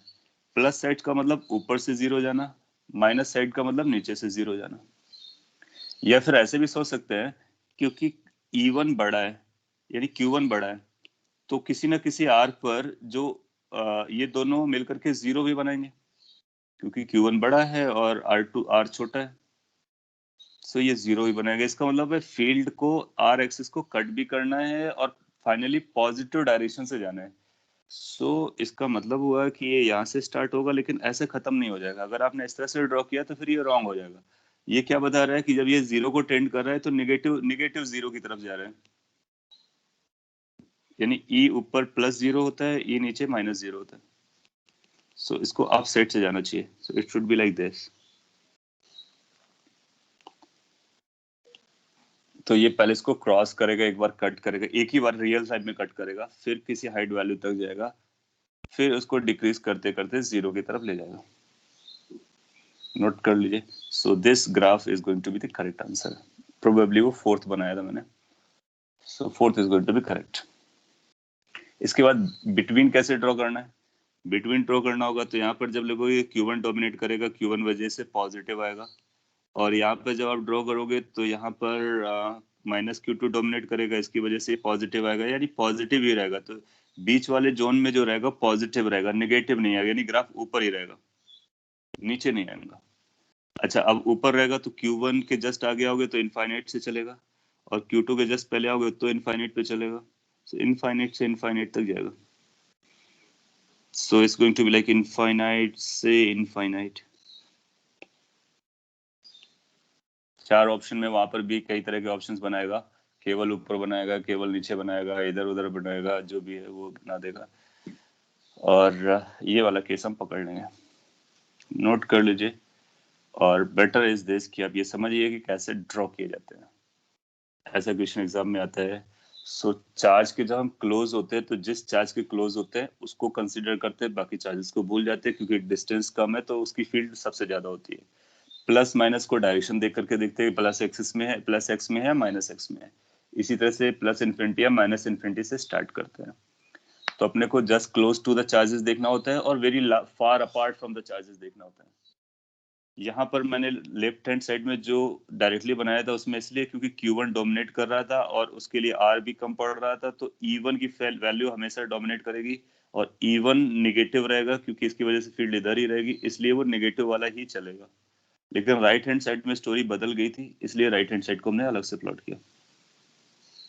इसको अगर आपको नहीं समझा तो एक बार और वॉच कर लीजिए और नोट्स बना लीजिए, इस तरह के आपसे पूछा जा सकता है। यस, डाउट हो तो आप पूछ सकते हो।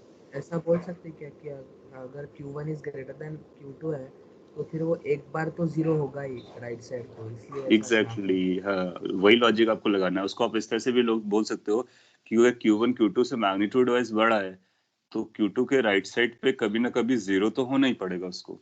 तो ये बेसिकली उसी इक्वेशन से लिंक किया जा सकता है जिसमें हम लोगों ने देखा था कहाँ पे फोर्स जीरो होता है, यानी कहाँ पे फील्ड जीरो होती है। तो आपको पता होगा कि यहाँ पे कहीं फील्ड जीरो नहीं होगी, यहाँ पर भी कहीं फील्ड जीरो नहीं होगी, यहाँ पर एक बार फील्ड जीरो जरूर होगी। अगर फील्ड जीरो हो रही होगी तो उसको एक तरफ से दूसरे तरफ क्रॉस करना पड़ेगा।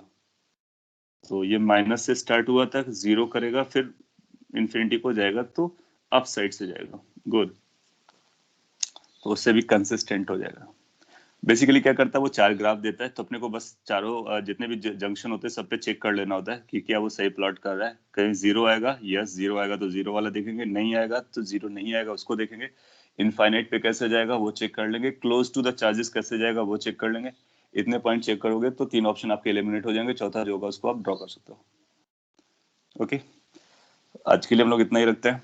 और हाँ, नेक्स्ट क्लास में हम लोग इलेक्ट्रिक पोटेंशियल और पोटेंशियल एनर्जी के बारे में बात करेंगे। अगेन ग्रेविटेशन अगर आप फॉर्मूला रिवाइज करके आओगे आपके लिए क्विक होगा और बेनिफिशियल होगा। Any concern, doubt, if at all you can put, otherwise we are going to submit for the day. Okay, thank you everyone, see you in the next lecture.